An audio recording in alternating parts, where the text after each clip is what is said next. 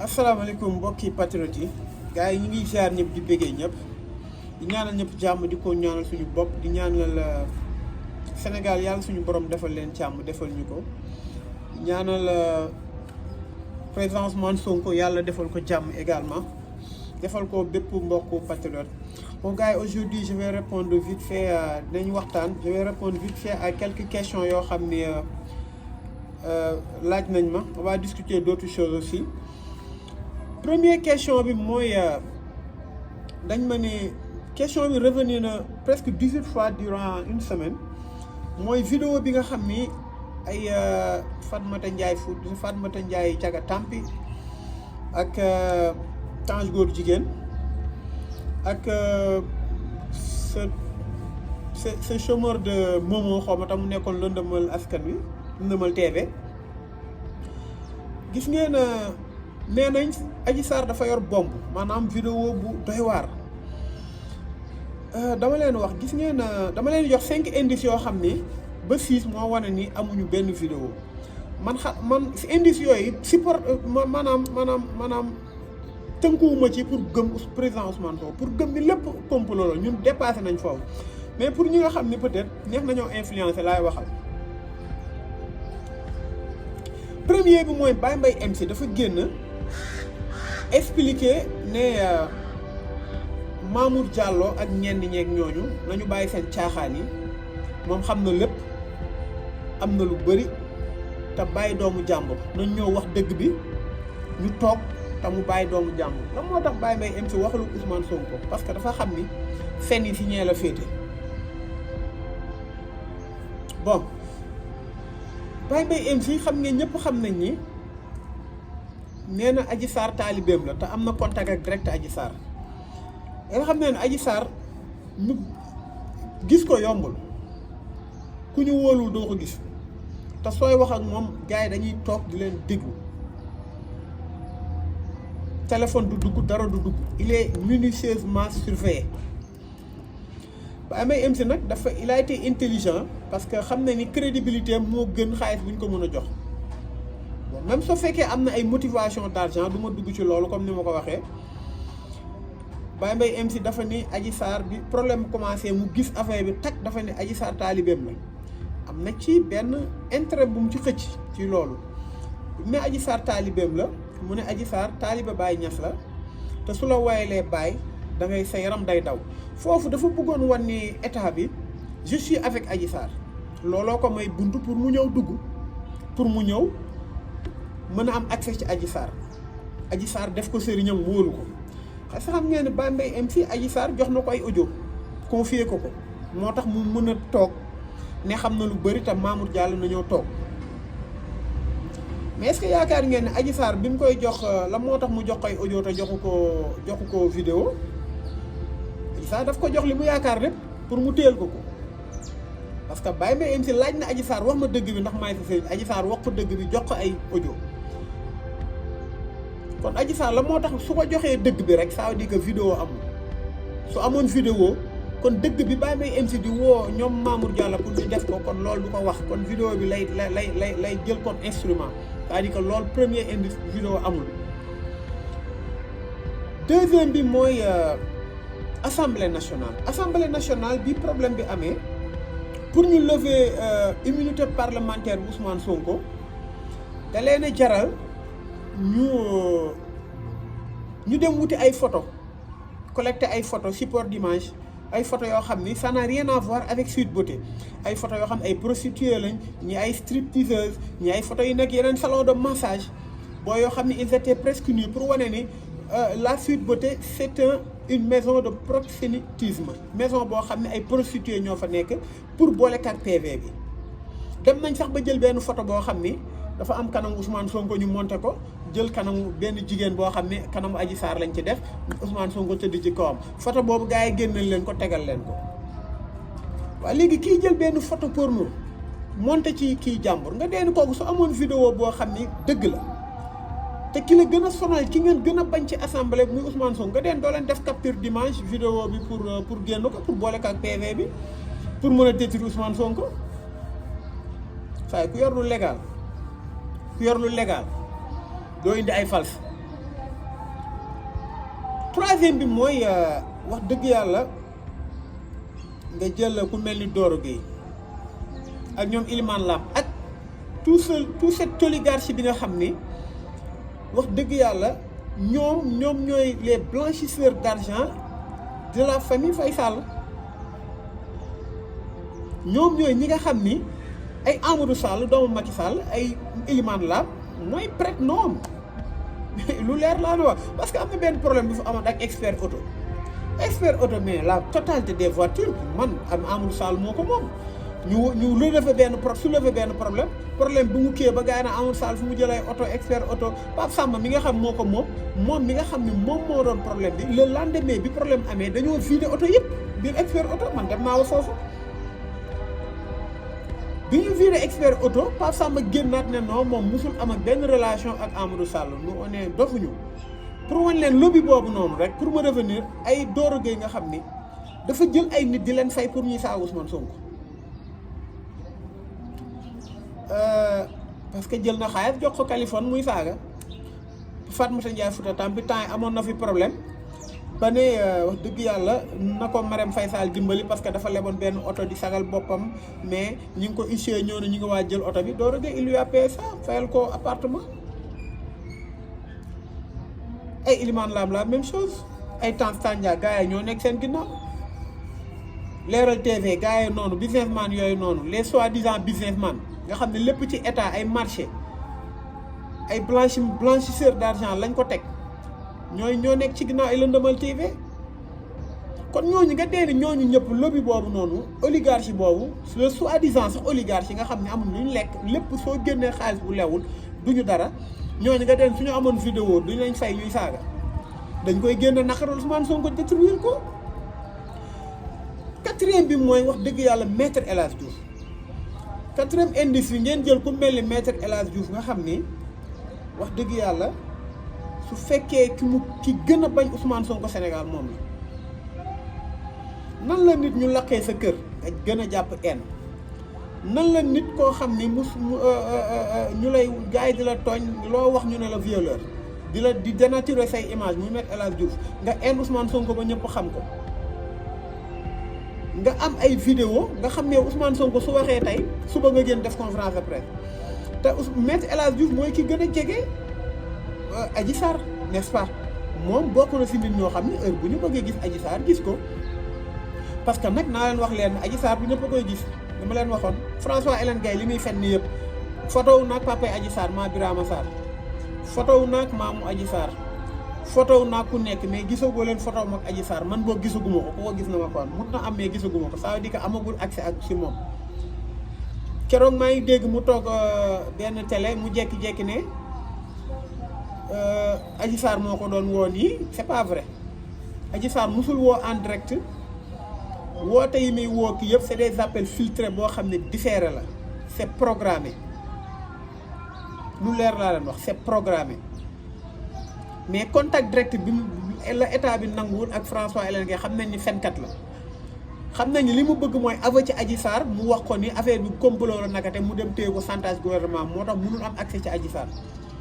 wax day wax nii rek gisaguma ko boobu kon ça dit que maître El Hadj Diouf ni mu amee accès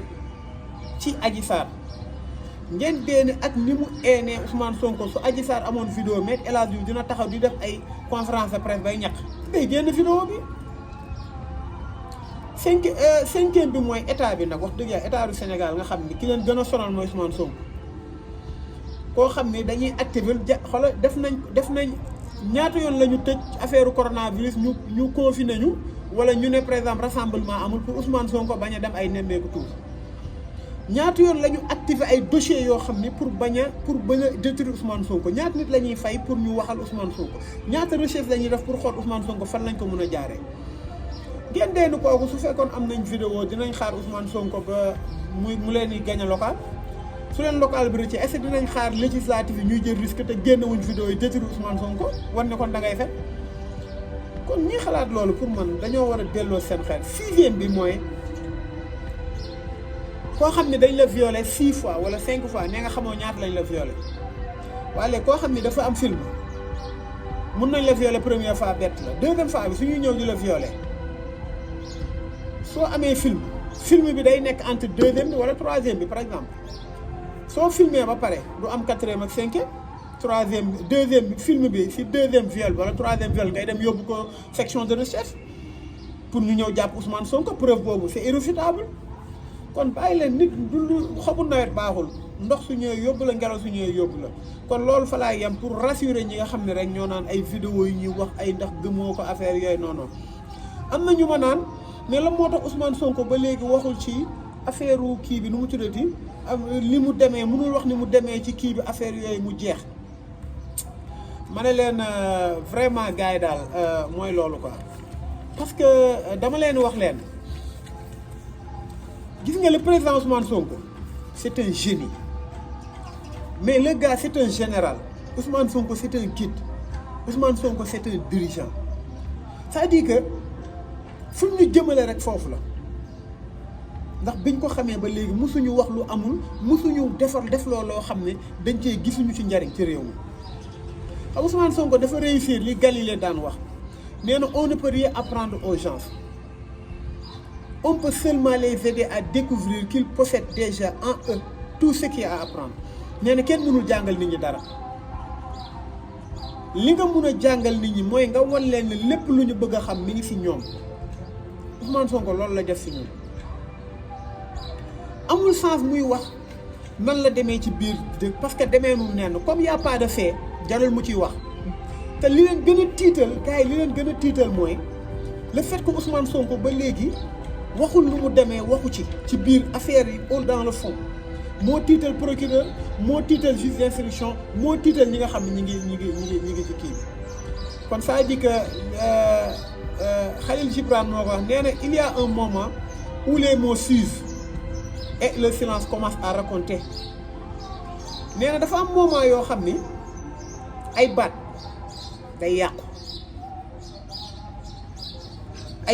yàqu waaye noppi tekk day wax lépp kon ça dit que loolu laa amoon lu may wax président Ousmane Sonko dañ ko war a teggil muy jël ay décision pour ñu naan moom moo woo gars yi déedéet pour moom président Ousmane ko su ne dafa am junj bu ñu junj mooy yaakaaruma ku dul peuple sénégalais ñoom rek si ñoom rek laa wéeru kon Ousmane Sonko suñ ko woon tey mu ne su ma dem je vais me défendre ñu xam ne ñun ñoo war a défendre ko su ne je vais naa ànd su may dem naa ànd ak ñi ma war a àndal ñu xam ne ñi ma war a àndal ñun la su ne il faut résister je vais résister jarul mu naan résister leen génn leen ñu xam ne ñoo war a résister mobilisation bi foofu la kon waratul wax moom wax ju yegg waratu ko wax kon noonu la demee si loolu laa amoon lu ma leen wax ci question boobu balaa ma kaa fàtte beneen bi mooy deuxième question bi dafa am ñu ma ni Jim il faut nga wax ci jeunesse bi nga xam ne ils sont pas conscients ay football su amee ñu dem ay làmb jàppal bàyyi te te combat bi ñu am dëkk bi affaire yooyu bon boobu je vais répondre à ça gis ngeen dëkk le temps de paix n'est pas le temps de guerre bisub jàmm du bisub xeex du bisub jàmm dëkk dafa soxla divertissement dëkk dafa soxla des combats patriotiques et citoyens dëkk dafa soxla làmb dëkk dafa soxla ay show manifestation musique tout ça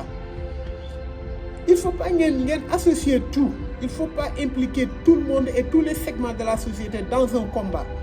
bi c'est stratégique combat bi c'est tactique combat bi course de fond la du course de vitesse da ngeen war a jàpp ni ñi nga xam ne yëpp ñi ngi dem ci làmb ji ak ñi ngi dem ci stade yi ñi ngi dem pour engorger wu dans les stades ñoom ñoo génnoon masse ñooñu suñu jàppee Ousmane Sonko suñu jàppoon Ousmane Sonko tey match du am kon nañ leen dissocier les choses divertissement mun na am mais mënuñu nekk tout le temps nekk en chair de faïence il faut benn instant ñu bàyyeeku di réfléchir di dem vers l'essentiel loolu laa amoon lu ma ciy tontu j'espère que li am solo rek mooy les formes parce que tey jàppoon naa ni suñu demee stade wala làmb am ñu pare ñuy agresser ay nit insécurité boobu loolu laay critiquer wala stade am ñi génn nit gaañu ji soo demee hôpital sa tànk su demee soo amul moyen duñ ko kii maanaam charge médicale amu ci prise en charge médicale amul Sénégal loolu rek laay kii mais divertissement mënul ñàkk ñun ñi day on se divertit des fois nga génn féexal sa xol loolu yàqul dara ci combat bi ñu kii kon bu leen associer tout de toute façon loolu laa am loolu laa ci xalaat naa ku xalaat leen tamit yow la beneen bi mooy yàlla xam na ni le dossier Adji Sarr bokk na ci moo wane manque de sérieux suñu état manque de sérieux l'état du Sénégal parce que tey damay jël gis nga dossier Adji Sarr ak dossier Fatima Ndione maanaam Miss Sénégal 2020 dafa am ay similitudes yi xam nga mooy lan kee dafa ni après 5 mois te bee sax moo gën a dëggu maanaam bu Fatima Ndione parce que dafa wane ay indices yoo xam ne mun na wane ni dañ ko violé kee wanewul dara kee day fen rek dossier Fatima Ndione dafa ni dañ ko ëmbal moo tax mu am doom ji am 5 mois benn garçon ñu jox ko sûreté urbaine brigade des mœurs mëne enquête bi mu mënee enquête bi en moins de 4 mois en toute indépendance en toute impartialité ñu bàyyi ko xelam mu liggéey ba wane ni booy bi nekkate waxul dëgg ndax dafa convoqué ñi nga xam ni booy bi dafa ni xaritam bi moom moo ñëw indil ko benn montre bi parce que bi affaire bi jeexee dañ ko woone ko dafa am benn kii bu am xaw ma fan bon King Fahd Palace xaw ma mooy bi ñu teg pose première pierre stade Abdoulaye Wade bi léegi nu mu tuddati comment elle s'appelle encore j'ai oublié son nom mooy ki nga xam ne mooy responsable kii bi responsable Miss Sénégal bi mu ñëwee ne ko damaa bëgg nga tëdd ak ñii moom mu bañ bi mu demee tëddi xaritam bi ñëw indil ko benn montre ne ko montre en or kii moo la ko jox naar bi moo la ko jox pour tëdd ak yow nee na mu bañ nee na bi mu yewoo gis biram di metti nakate dañ ko violé mais y avait des supports d'image wane image yi ñu wane ni amul kenn ku dugg foofu ñu dem ba xam ni gars yi jël seen temps 4 mois pour xam ndax nakate kii day fen imagineel indépendance boobu ñu xam ne day fen waaye léegi yow suñu justice lan moo tax justice boobu mënul woon indépendant ba xam ne Adji Sarr day fen en moins d'une semaine ñu boucler lépp indil Ousmane son convocation ne ko levée ne dañ ko indil mandat d'amener levée de l'immunité parlementaire ñëw convoqué ko fële ñu jël benn sous délit boo xam ni xaw ma trouble à l'ordre public bëgg ko mettre sous mandat de dépôt c'est purement politique te complot boobu sax gàcce la quoi lii dafa sax rus leneen li mooy wax dëgg yàlla affaire parrainage bi dès le début dama ni mënuñu ci dara dañuy bàyyi mu dem parce que dama wax ak quelques cadres yoo xam ni de haut cadre du Pastef ñu ne ma parrainage amul benn risque bu yow askan bi lenn doonu risque ci parrainage yow askan bi xam nga lu tax Sonko dafa jàll parrainage PUR dañoo jàll parrainage Khalifa Sall dafa jàll parrainage te Barthélémy Dias su fi bokkoon day jàll parrainage kon amul risque parrainage de toute façon dañuy jàll parrainage bi c'est contre-productif ci état bi kon li am solo mooy wax dëgg yàlla Guy Marius Sagna mi ngi ko doon xeex ak ñoom Abdou Karim Gueye dañ leen di saluer di leen masawu ak ndaw soos ñoo xam ne brutalisé nañ ñu leen wax ni fàttewuñ benn acte bu leen police bi def lépp dañ ko téye fii suñu bopp on prend acte te du ñu fàttewuñu premier jour bi ñu jàppee maanaam premier jour couvre-feu bi ñu jàppee ay sénégalais ay kilifa di leen dóor ay liif ci mbedd mi fàttewuñ dara nañu dem rek nag li am ba am mooy nañu gën a parewaat ñu gën a jàppaat parce que tey soo xoolee gis nga Sénégal ni muy doxee nii ku toog di seetaan wala ku toog di